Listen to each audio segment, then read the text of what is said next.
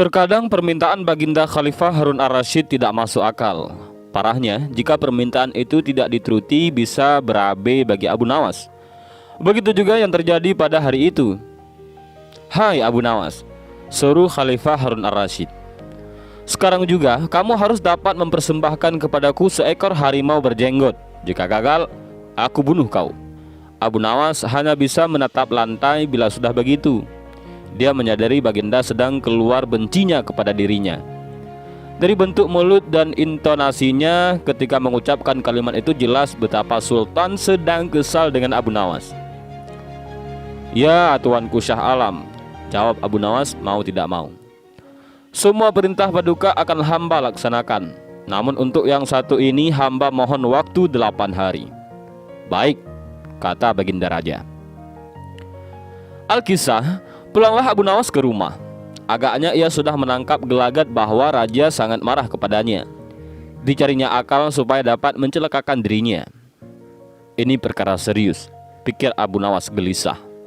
Sesampainya di rumah, dipanggilnya 4 orang tukang kayu dan disuruhnya membuat kandang macan. Hanya dalam waktu 3 hari kandang itu pun sudah siap. Kepada istrinya ia berpesan agar menjamu orang yang berjenggot yang datang ke rumah. "Apabila Adinda dengar Kakanda mengetuk pintu kelak, suruh dia masuk ke dalam kandang itu," kata Abu Nawas sambil menunjuk kandang tersebut. "Baik," kata istrinya. Abu Nawas pun kemudian bergegas pergi ke musala dengan membawa sajadah. "Hai Abu Nawas, tumben kamu salat di sini?" tanya imam dan penghulu musala itu. "Sebenarnya saya mau menceritakan hal ini kepada orang lain, tapi kalau tidak kepada tuan penghulu, kepada siapa lagi saya mengadu?" jawab Abu Nawas. "Tadi malam saya ribut dengan istri saya. Itu sebabnya saya tidak mau pulang ke rumah," kata Abu Nawas. "Pucuk dicinta ulam pun tiba," pikir penghulu itu. "Kubiarkan Abu Nawas tidur di sini dan aku pergi ke rumah Abu Nawas menemui istrinya. Sudah lama aku menaruh hati kepada perempuan cantik itu." Otak nakal penghulu itu tiba-tiba mulai berandai-andai dia. "Hai Abu Nawas," kata si penghulu, "bolehkah aku menyelesaikan perselisihan dengan istrimu itu?" "Silahkan," jawab Abu Nawas. "Hamba sangat berterima kasih atas kebaikan hati tuan," lanjutnya. Maka pergilah penghulu ke rumah Abu Nawas dengan hati berbunga-bunga, dan dengan wajah berseri-seri diketuknya pintu rumah Abu Nawas. Begitu pintu terbuka, ia langsung mengimit istri Abu Nawas dan diajak duduk bersanding. "Hai Adinda," katanya, "apa gunanya punya suami jahat dan melarat? Lagi pula Abu Nawas hidupnya tak karuan. Lebih baik kamu jadi istriku. Kamu dapat hidup senang dan tidak kekurangan sesuatu apapun," rayu si penghulu itu. "Baiklah, kalau keinginan tuan demikian," jawab istri Abu Nawas yang polos-polos saja. Tak berapa lama kemudian terdengar pintu diketuk orang. Ketukan itu membuat penghulu kaget. "Kemana aku harus bersembunyi?" tanya kepada istri Abu Nawas. "Tuan penghulu, silahkan bersembunyi di dalam kandang itu," ujarnya lalu menunjuk kandang yang terletak di dalam kamar Abu Nawas. Tanpa pikir panjang lagi, penghulu itu masuk ke dalam kandang itu dan menutupnya dari dalam. Sedangkan istri Abu Nawas segera membuka pintu sambil menengok ke kanan dan ke kiri. Abu Nawas masuk ke dalam rumah. "Hai Adinda, apa yang ada di dalam kandang itu?" tanya Abu Nawas. "Tidak ada apa-apa," jawab istrinya. "Apa putih-putih itu?" tanya Abu Nawas. Lalu dilihatnya penghulu itu gemetar karena malu dan ketakutan. Setelah 8 hari, sesuai janji dengan Baginda, Abu Nawas memanggil 8 kuli untuk memikul kandang itu ke istana. Baghdad menjadi gempar karena orang-orang ingin melihat harimau berjenggot.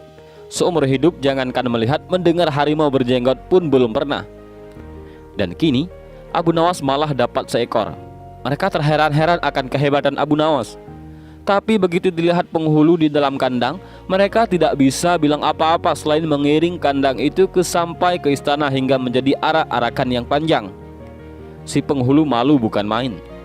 Tidak lama kemudian sampailah iring-iringan itu ke dalam istana. "Hai Abu Nawas, apa kabar?" tanya Baginda Sultan. "Apa kamu sudah berhasil mendapatkan harimau berjenggot?" "Dengan berkat dan doa tuanku, alhamdulillah hamba berhasil," jawab Abu Nawas enteng. Maka dibawalah kandang itu ke hadapan Baginda. Ketika Baginda hendak melihat harimau tersebut, si penghulu memalingkan mukanya ke arah lain dengan muka merah padam karena malu. Akan tetapi kemanapun ia menoleh, ke situ pula Baginda meletotkan matanya. Tiba-tiba Baginda menggeleng-gelengkan kepala dengan takjub, sebab menurut penglihatan beliau yang ada di dalam kandang itu adalah penghulu musala. Abu Nawas buru-buru menimpali. "Ya tuanku, itulah harimau berjenggot." Tapi Baginda tidak cepat tanggap. Beliau termenung sesaat. Kenapa penghulu dikatakan harimau berjenggot? Tiba-tiba Baginda bergoyang ke kiri dan ke kanan seperti orang berdoa. Oh penghulu. "Ya tuanku Shah Alam," kata Abu Nawas. "Perlukah hamba memberitahukan kenapa hamba dapat menangkap harimau berjenggot ini di rumah hamba sendiri?" Ya, ujar Baginda sambil menoleh ke kandang itu dengan mata berapi-api. "Ya, aku sudah paham." Bukan main murka Baginda kepada penghulu itu, sebab ia yang semestinya menegakkan hukum, ia pula yang melanggarnya. Ia telah berkhianat. Baginda segera memerintahkan punggawa mengeluarkan penghulu dari kandang dan diarak keliling pasar setelah sebelumnya dicukur segi 4, agar diketahui oleh seluruh rakyat betapa aibnya orang yang berkhianat. Dan inilah cerita Abu Nawas yang menangkap harimau berjenggot.